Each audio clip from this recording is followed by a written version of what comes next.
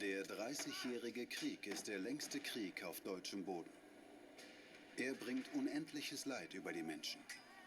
Zehntausende sterben allein auf dem Schlachtfeld. 1640 herrscht in Europa die kleine Eiszeit. Die Lebensumstände der Menschen werden noch schlechter. Und die Zahl der Toten steigt immer weiter an. 1648 unterzeichnen die Kriegsparteien in Münster endlich einen Vertrag, der als Westfälischer Frieden in die Geschichte eingeht.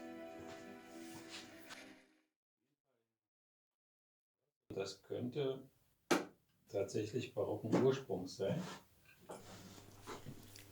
Und diese Truhe aus dieser Zeit stammt tatsächlich von einer in Westfalen ansässigen Familie und ist zu mir in die Werkstatt gekommen.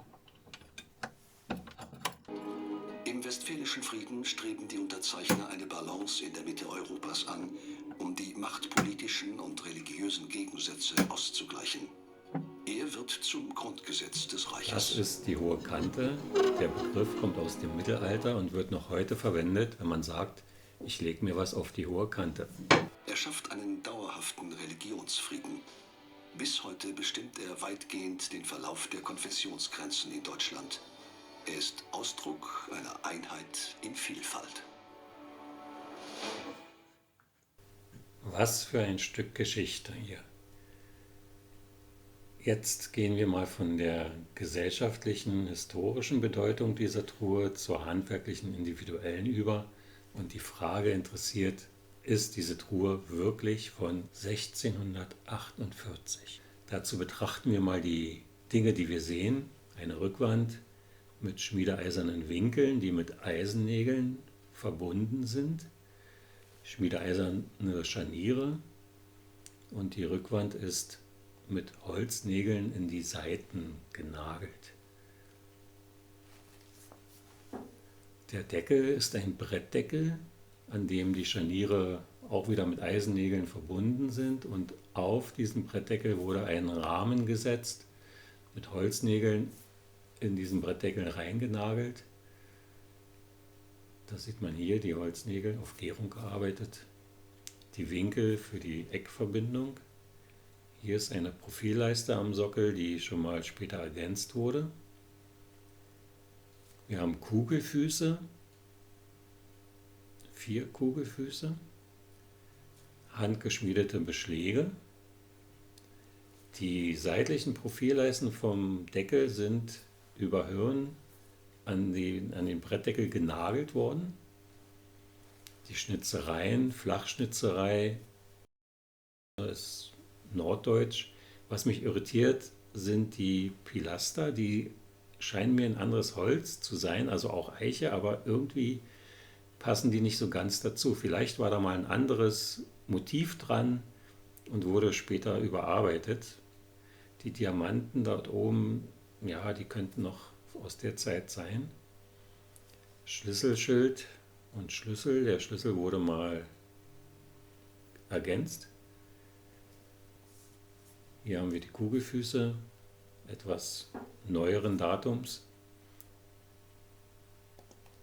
Der Boden wurde mit Holznägeln in die Seiten vernagelt. Hier sehen wir die ergänzte Profilleiste.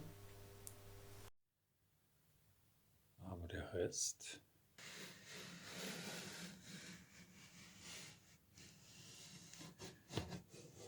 Der Boden ist mir fast etwas zu glatt.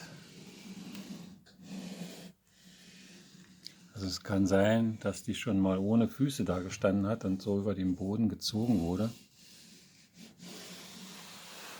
Vielleicht auch dadurch so ein bisschen abgeschmirgelt.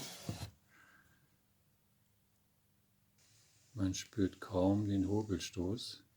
Hier oben, ja, hier spürt man den Schrubhobel noch. Also es wird auf jeden Fall eine vorindustrielle Handwerksarbeit sein. Das wäre der Schlüssel. Anno.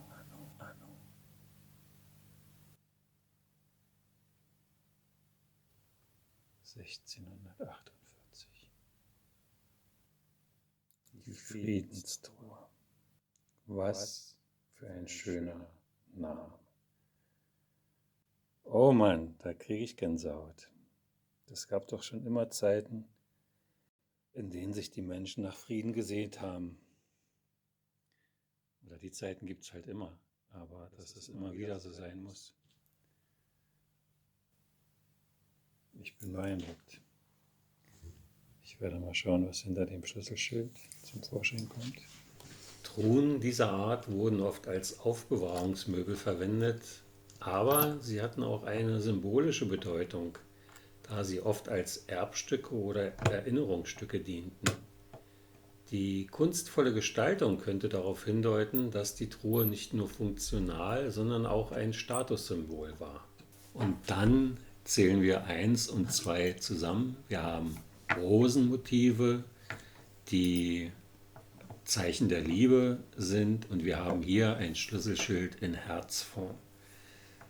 Das zusammen deutet schon sehr stark darauf hin, dass wir hier eine Vermählnistruhe, also eine Hochzeitstruhe haben, die der Braut mitgegeben wurde und ihren Ausstand und die Barschaft enthielt, die dann in der hohen Kante deponiert war. Da ich die Vermutung hatte, dass die Pilaster, die zwar von der Form mit der Kannelierung zu der Truhe passen, aber vom Holz irgendwie anders erschienen, dachte ich mir, sie sind später zugefügt und wollte mal schauen, ob sie sich ablösen lassen, ob man dahinter noch was erkennt. Aber ich wurde dabei unterbrochen und dann blieb es bei dem Versuch.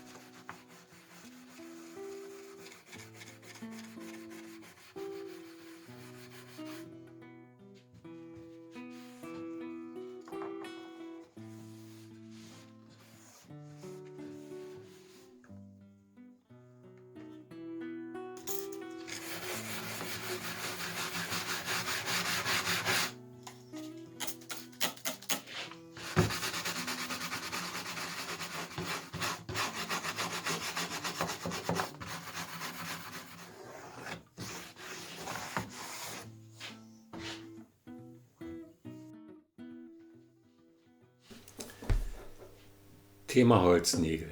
Hier entferne ich den Boden von der Truhe, der mit Holznägeln befestigt ist. Das Schöne an diesen Holznägeln, die lassen sich eigentlich relativ problemlos wieder lösen. Die verrosten nicht so wie Eisennägel. Auch nach vielen Jahren sind sie beweglicher in der Beziehung. Und hier ist der Grund, warum ich den Boden löse, dass ich die beiden losen Bodenbretter miteinander verbinden wollte mit einem Doppel-U-Profil. Die Bodenbretter an sich sind nochmal mit 3 Holzdübeln miteinander verbunden, sodass sie sich nicht gegenseitig verbiegen können. Und jetzt werden noch die restlichen verbliebenen Holznägel aus den Seiten entfernt. Also wenn das Holz wirklich gut ist, dann passiert das sehr leicht, wie mit diesem. Eiche neigt auch gerne dazu, einfach abzureißen. Das sehe ich immer wieder an Zapfenverbindungen bei Stühlen. Und das passiert hier leider bei diesem Nagel auch. Den musste ich dann ausbohren. Aber ich sag mal, 80% der Nägel bekommt man auf diese Art und Weise wieder raus. Und ich möchte jetzt schon mal darauf hinweisen, ab Minute 16 in diesem Video zeige ich eine sehr effektive Methode, wie man Holznägel selber herstellen kann, ohne viel Schnickschnack daran rumzuschnitzen oder irgendwie zu hobeln. Wichtig ist, dass sie gespalten werden und dass man eine eckige Form behält, die etwas größer ist als das Nagelloch. Es ist wieder mal eine Methode, die mir mein Großvater beigebracht hat. Und ich merke immer wieder, der kam wirklich aus der Praxis. Was passiert hier? Die Füße, die Kugelfüße von dieser Platte habe ich entfernt, weil die lose waren. Jetzt mussten noch die verbliebenen Nägel aus der Platte gezogen werden.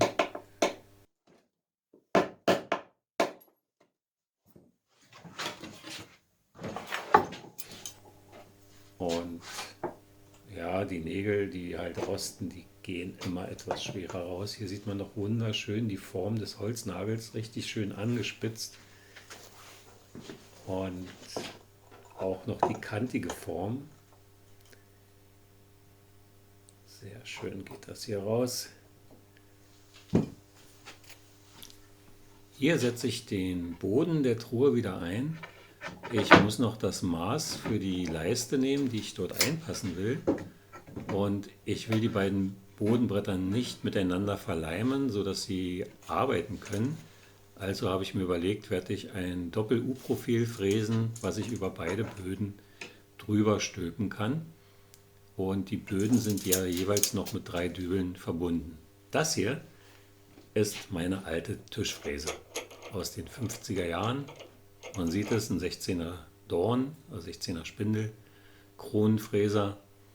Ich darf mit dieser Maschine arbeiten. Ich habe das überprüfen lassen von der PG. Ich bin Alleinmeister. Ich habe keine Angestellten, keine freien Mitarbeiter. Insofern ist es für mich erlaubt. Hätte ich einen Angestellten oder auch nur freien Mitarbeiter, müsste ich die sofort vom Netz nehmen.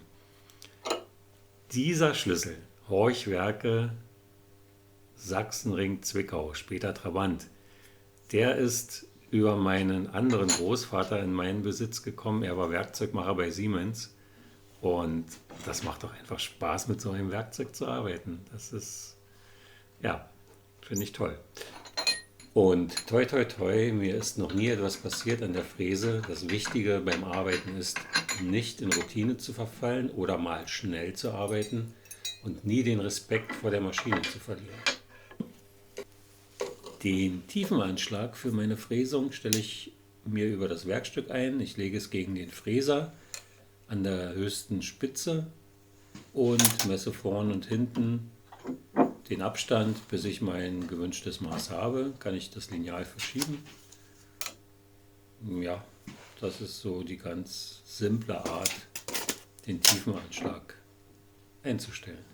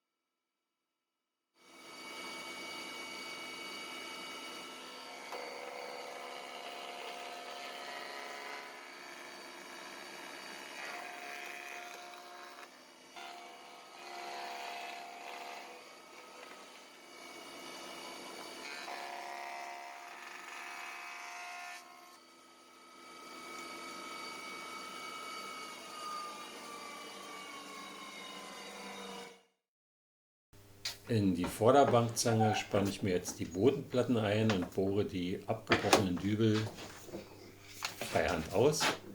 Man spürt das ja, wenn man die Lochtiefe erreicht hat. Natürlich, darüber kommt die U-Profilleiste, die muss auch gebohrt werden, damit die Dübel durchgehen.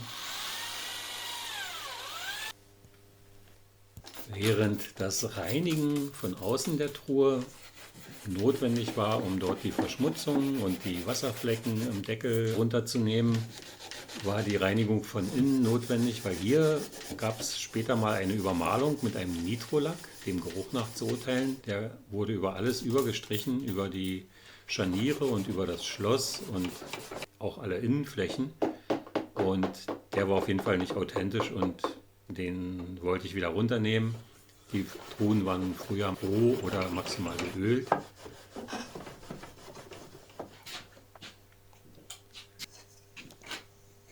Ich spalte mir die Holznägel so, indem ich mir hier ein kleines Eisen in die Vorderbankzange eingespannt habe und als Distanzstück habe ich genau meine Nagelstärke, die ich haben will. Und ja, ich wähle mir relativ gerades Holz aus.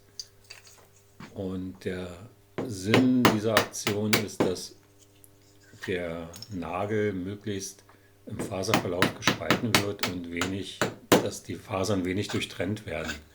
Also wenig Möglichkeiten, dass dort schon der Nagel geschwächt ist.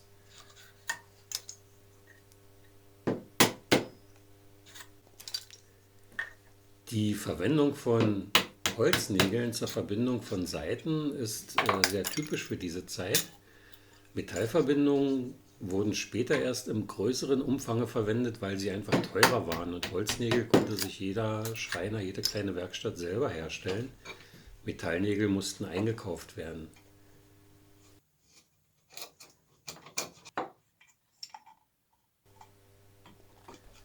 Die Verwendung von den schmiedeeisernen Winkeln zur Verstärkung der Ecken ist für mich ein weiteres Merkmal, was auf eine robuste Bauweise hinweist, was wiederum sehr typisch für diese Zeit damals war. Man kannte auch schon die Zinken-Schwalben-Verbindung, aber parallel oder gleichzeitig wurde auch immer diese einfache Verbindung des Seitenzusammennagelns angewendet. Und wenn man sich jetzt vor Augen hält, wann die Truhe entstanden ist, dann kann man sich auch vorstellen, dass Eisen zu der Zeit wahrscheinlich sehr teuer war, nicht überall verfügbar und Holznägel konnte sich jede Werkstatt selber machen. Weil Eisen war in dem 30-jährigen Krieg wahrscheinlich der begehrteste Rohstoff überhaupt, neben Nahrungsmitteln natürlich.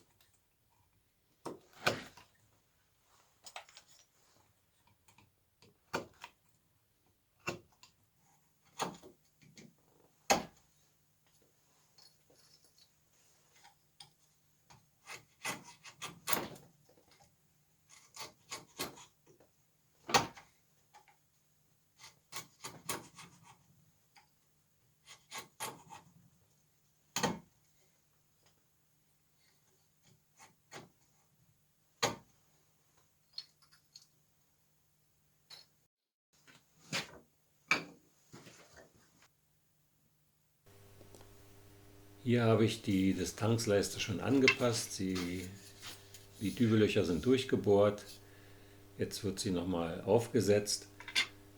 Als ich 2007 in Leipzig meinen Restauratortitel nachgemacht hatte, ich war ja in Venedig und hatte dort den Kurs Mastro di Legno besucht. In Leipzig hatte ich jedenfalls einen sehr netten Kollegen, Silvius Silvester, der hat seine Werkstatt in Winterhausen oder Igelsheim, das ist in der Nähe von Würzburg. Und der hat mir von der Nussbaumbeize erzählt. Warum? Der war bei den französischen Kompagnons unterwegs und Frankreich war ja voller Nussbäume oder ist vielleicht heute sogar noch so. Und man hat die grünen Schalen der Nüsse gesammelt, die ordentlich ausgekocht und mit Salmiak versetzt. Und das ist ein Rezept, was man auch in vielen Büchern findet, aber ich habe es von ihm damals zum ersten Mal gehört. und habe dann 2009, wie ich gerade auf dem Etikett sehe, mir diese Nussbaumbeize selber auch hergestellt. Ja, der Kanister ist noch halb voll. Also eine sehr ergiebige Sache auch. Schöne Grüße an dieser Stelle nach Würzburg. Wenn jemand den Silvio kennt, dann liebe Grüße an ihn.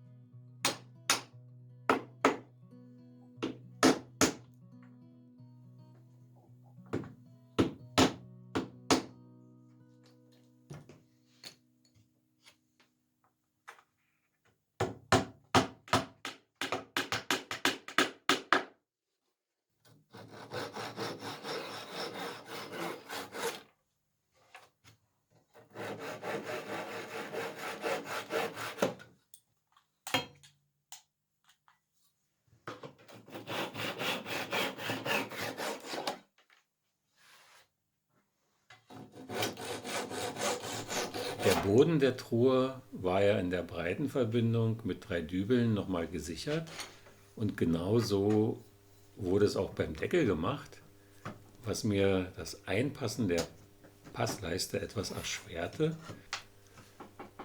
Auch der Brettdeckel mit den profilierten Rahmen, die aufgesetzt sind auf das Brett und mit Holznägeln verbunden sind, ist ein typisches Gestaltungselement aus dieser Zeit.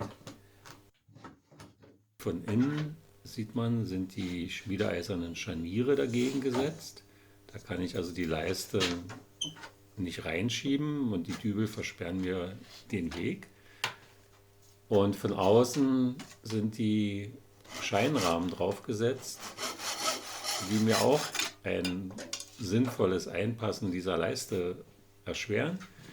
Also blieb nur der Weg, diese Rahmen nochmal abzunehmen. Ja, jetzt reiße ich mir die 3 Dübel an, warum ich die beiden äußeren Rahmen noch nicht abgenommen hatte. Ich hatte ganz einfach die Hoffnung, nicht alles abnehmen zu müssen und irgendwie die Leiste daran vorbeischieben zu können. Bloß das habe ich probiert, das hat nicht funktioniert. Daher sind hier die Rahmen noch drauf und ich reiße mir die Dübel so freischwebend auf der Leiste an. Das natürlich gutes Augenmaß erfordert. Hat ja geklappt.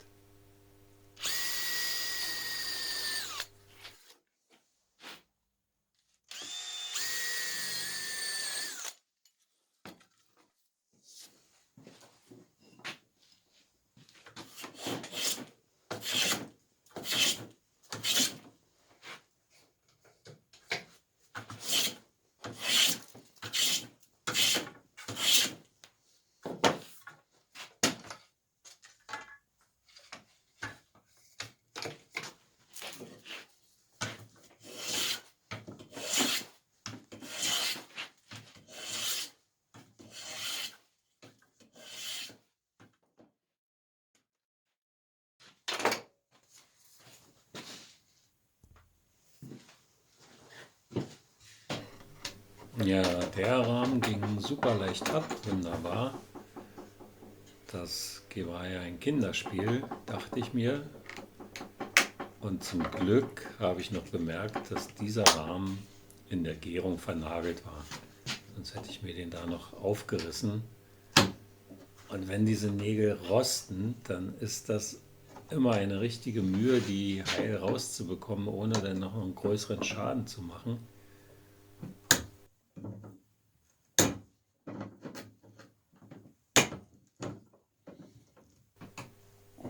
Das Spannende, was jetzt gleich ins Bild kommt, ist, rechts neben dem Griff laufen Gebrauchsspuren unter der Profilleiste hindurch, nach oben und wieder nach unten, was eigentlich nur bedeuten kann, dass die Profilleiste schon mal ab war und nachträglich wieder ergänzt wurde.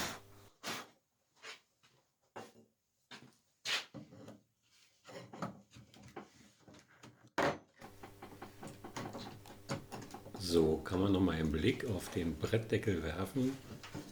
Ein Brettdeckel mit aufgesetzten, profilierten Rahmen. Das war ein typisches Designelement dieser Zeit und taugt nicht wirklich für eine zeitliche Einordnung, weil diese Bauart gab es seit dem späten Mittelalter bis in die frühe Neuzeit hinein.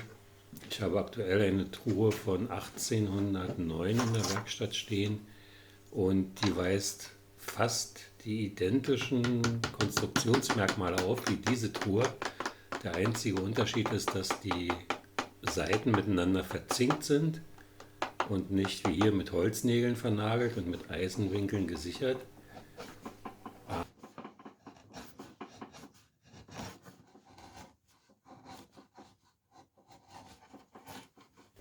Ja, man hätte ja auch mal Glück haben können, dass die Leiste wirklich bündig reinpasst. Aber nein, so musste ich sie nochmal anpassen und nachbeizen. Ja, und manchmal, dann gönne ich mir das, da hinterlasse ich eine Signatur für zukünftige Restauratoren, Kollegen, die das vielleicht einmal entdecken werden. Und hier wird noch die Leiste bündig gearbeitet am Deckel innen und außen. Genau, und jetzt kommt dann das Brettchen wieder drauf und verdeckt die geheime Botschaft für die Zukunft.